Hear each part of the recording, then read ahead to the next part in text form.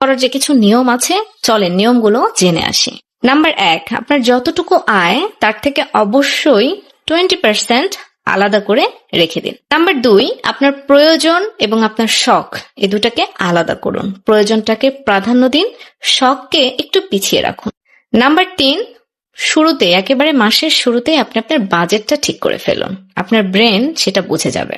Number 4, ছোট ছোট খরচগুলোকে কখনো অবহেলা করবেন না, কারণ ছোট ছোট খরচই আপনার আসলেই সবচেয়ে বড় অঙ্কটা খরচ করে ফেলে।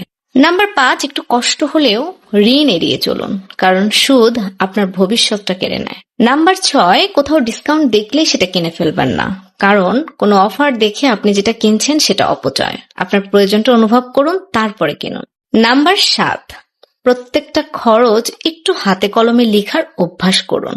খরচগুলো যখন আপনি স্বচক্ষে দেখতে পারবেন, তখন মনে হবে আপনি আসলে কতটা খরচ করে ফেলছেন। ঠিক তখনই আপনি সাইলেন্ট হয়ে যেতে পারবেন।